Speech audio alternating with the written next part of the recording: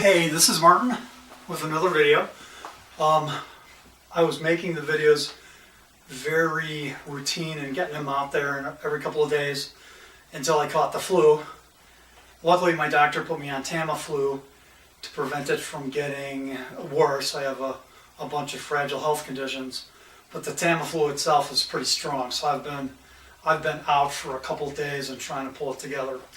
The other reason is I noticed on the video where I tested how loud 1 watt was, and I could get it out of my Blackstar 80 watt cab to be 118 decibels, which is where it literally sound passes the pain threshold.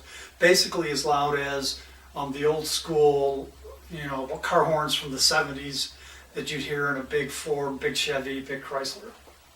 So,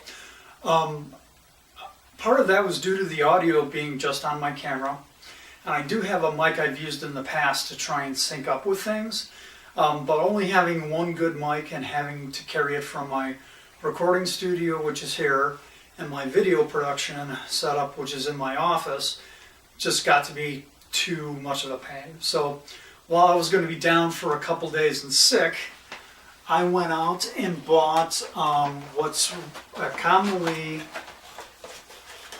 used guitar amp microphone, and it's also used as a common drum microphone because it really works well for both. So what I noticed, and maybe I'll clip in a picture here, but when I was using my Blue Yeti mic, which is an amazing mic, but it's typically only used for podcasting. You watch anybody's podcast when they've got mics in front of them, probably about 80% of them are using a Blue Yeti. And it's also been used for vocals on a hit album, and comes now with like Pro Tools Lite and some vocal stuff. But when you use it as a amp mic, you really have to get it in close no matter what setting you pick, and it presses up against the grill. And I love the Blackstar, but the grill is very sensitive, so even after recording for just a little bit, I could already see that there was a fabric dent that was not going to come out. So that's part of the reason I bought this, was to have two mics and not to have to pull them around. But you'll also notice that this mic got some extras here that I will properly file/throw away. Is flat.